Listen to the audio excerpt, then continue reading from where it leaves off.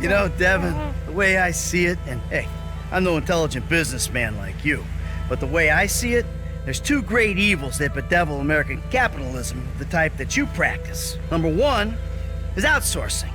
You paid a private company to do your dirty work for you, and then you underpaid that company because you thought you were big enough and bad enough that you didn't have to play by the rules. Oh, number two, offshoring your profits. Offshore? Oh, it's horrible. You wouldn't want to be sent offshore just to save a little money, would you, T? No. I wouldn't. Oh, no, I ain't going nowhere. No, see, but we know your opinions on the matter, Devin. Keep your problems the fuck out of America, huh? In this instance, when he puts it like that, it makes sense. Of course it does. Hey, Devin. Goodbye, my old friend. Thanks for all the advice.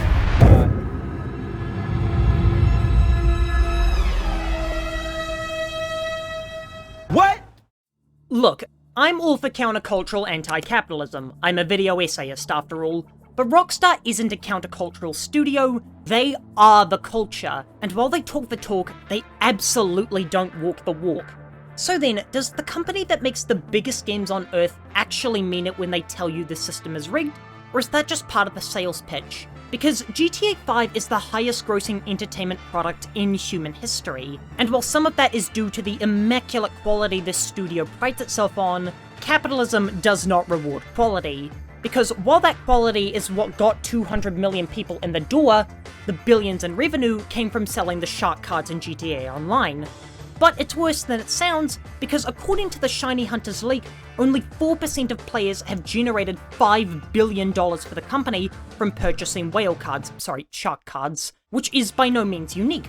All live service games are designed to hook themselves into the most vulnerable consumers and bleed them dry, but Rockstar's unique because they make games that consistently mock this kind of behavior. See Mike Andrews live for only $200, payable in 10 installments. Now let's put in an obvious caveat.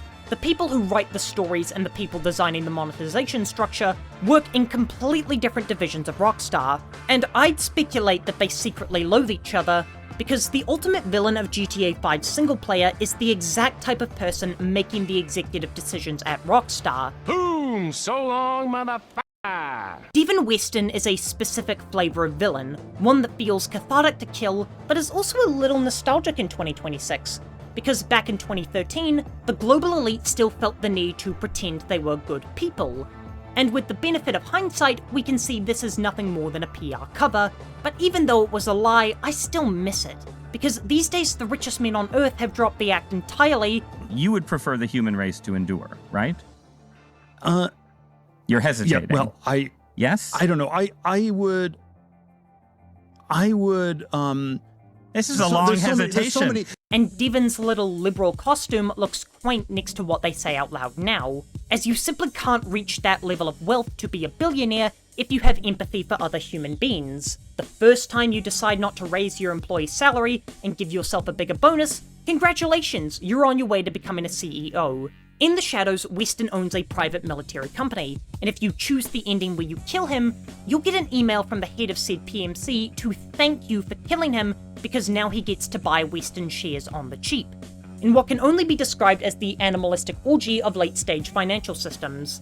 If money is evil, then that building is hell. This is the most obnoxious group of money-hungry, low IQ, high-energy, jackrabbit, fucking wannabe, big-time, small-time, shit-talking, bothersome, irritating bunch of motherfuckers I have ever had to endure for more than 5 minutes. And do you want to hear something really funny? In the single player, killing Devin Weston is the best of the 3 endings, and then you boot up GTA Online and you become him, registering yourself as an exploitative CEO who pays other people to do the dying. And when the grind to afford it all gets too slow, you whip out a real credit card to skip it. So it's essentially selling you the very thing it was critiquing. But while GTA prides itself on satirical wackiness, Red Dead's greatest achievement is its realistic authenticity, which can be seen in one of its villains, Leviticus Cornwall, who acts as a stand-in for Gilded Age robber barons such as Rockefeller and Carnegie, who works his miners to death and poisons the town where his industry booms. But of course, Cornwall's not the primary villain of RDR2, but I find him far more despicable than someone like Micah and Dutch, for one simple reason. You kill, I kill. You rob, I rob. Only difference I can see is I choose whom I kill and rob, and you destroy everything in your path. But I certainly don't want to imply that capitalist wrath can't be targeted, as Cornwall is the man who bankrolls the Pinkertons and sets them on the gang. And it's actually worth explaining who the real-world Pinkertons are, because going by their name and the role in the narrative, you might assume they're a detective agency who works for the government, tracking down Dutch and the gang so they can be brought to justice. This is completely wrong. What they actually were is a private army hired by corporations to break strikes and smash unions, often literally. So Red Dead's big capitalist villain is a CEO using hired muscle to destroy workers who won't fall in line. Hold that thought for a minute. Because whenever you say this stuff out loud, there's a reflex to wave it away, which is that all art under capitalism is compromised. But let's watch a short scene from Red Dead 2. Mr. Didsbury. Mr. Cornwall. Now listen up, Didsbury. What's all this about strikes?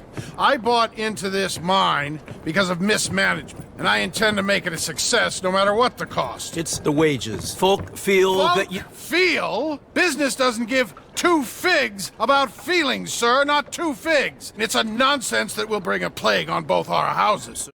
And last year, Rockstar made that scene real. But first, let's rewind 7 years and see how they got there. In the run-up to Red Dead 2's release, Dan Houser said in an interview that the team had been, quote, working 100-hour weeks. An absolutely psychotic statement that was met with a deserved immediate backlash, which he then walked back saying he meant 4 senior writers and only for 3 weeks. But then along comes investigative games reporter Jason Schreier, whose new YouTube channel is a banger by the way, and he painted a far more damning picture of 55 to 60-hour work weeks with mandatory overtime stretching back to 2017. And I actually do want to offer them some leeway here, as now that I'm making content that I'm genuinely proud of, I admit that I've willingly stayed up all night working on this channel because I want to make the highest quality videos I can. And I'm sure that there's plenty of extremely passionate developers at Rockstar that are happy to put in the extra hours to make their magnum opus, and crunch is an industry-wide issue, so it's dishonest to call out Rockstar specifically. But I can call them out specifically for this, because last year Rockstar fired 31 developers who were members of a private Discord they were using to unionize, which they claim is due to them leaking confidential information, and it's just a coincidence that the firings came right after the workers crossed the 10% threshold that triggers statutory recognition under UK law. Because in 2026, you don't need the Pinkertons, you can break your own unions. But let's call this what it is. A vile and ruthless act of union busting, so they don't have to pay these people, whose talent and skill are the only reason they even have the billions of dollars that they're not paying them what they're worth. Which then Prime Minister Keir Starmer called a deeply concerning case, with the full trial set to start in September, so apologies for not delaying this video until then. So when we look at all this, with a studio that makes a game where an industrialist tells a union man that feelings don't matter in business, and crunches its own workers to get that scene out on time for a holiday 2018 release window, then the realism that I praise so highly begins to curdle, because every little detail in the game is a person who slept under their desk. Like this one for an in-game ad for a gun in Red Dead 2, which reads, made by, quote, skilled labourers who work tireless hours each week and on the weekend for little pay. That's a cry for help if I've ever seen one. And let's be clear, Rockstar had all the money and time on Earth. They could have made this game humanely, they just didn't feel like it. And I want to be careful about defining who Rockstar even is here, because the person who wrote Leviticus and the person who fired those developers aren't the same person, which means that the anti-capitalist critique in these games is sincere, and it's been written by people who are actively under the thumb. The call is coming from inside the studio. Okay, so if the satire is real and the contradiction is real, then the question is, does one cancel the other out? And the way I see it, there are 3 possible answers. Firstly is that Rockstar are simply frauds that tell you to distrust capitalism so they can reach into your wallet, selling their anti-establishment arguments at a premium cost, written by multi-millionaire Dan Houser, who's never been in a position to critique the rich. Secondly is that Rockstar genuinely dislikes the capitalist systems it depends on for success, written by the same people being crushed by it. But then there's this idea of all-consuming capitalism, where capitalism consumes anti-capitalist rebellion and puts it out as more capitalism. I mean, if they really believed what they were writing, then wouldn't they put these games out for free? Hell, wouldn't I put this video out with monetization turned off? where instead I'm about to be interrupted by an ad? And I think that's the argument I ultimately have to land on, because I can sit here and tell you about how Cyberpunk, Disco Elysium, and Fallout should all be free, but at the end of the day, we're all victims of a system that rewards evil and selfishness. And make no mistake, that's what capitalism is designed to reward. If it was brilliance, the richest people on the planet would be surgeons and scientists. If it was hard work, then it would be farmers and fishers. But it's not them. Instead, it's the most pathetic, greedy, incompetent scum our world has to offer.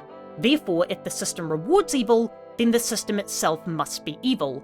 And I wish that was as complicated as it gets, but there's an even bigger objection, which is that GTA isn't anti-capitalist at all. It's nihilist, like South Park. Fly US. Sit back, relax, and shut up. It mocks everyone equally. It mocks them all, from the penthouse to the street. The Botox elite, the has-been on repeat, the junkie deadbeat, and the doomsday cult you'll meet. All mocked equally in the House of Houses. And when we're talking about who's the punchline, that's fair. But let's look at where the games actually pull the trigger. It's always the same kind of man, the one with the private army and the shares. And yet, there's an even bigger hole in my argument than that, and I first fell into it when I was 10 years old. I have many memories from when GTA 5 launched. I mean, I was 10, so I was secretly the target audience after all. But unfortunately, my wails to my parents about how everyone else was playing it fell on deaf ears. Marvin, you suck! In hindsight, even if they said yes, I had a Wii U and couldn't play it anyway, but it's the principle of the thing that matters. So with FOMO taking over the schoolyard, I was left with no other option but to do the next best thing and watch a full playthrough on YouTube.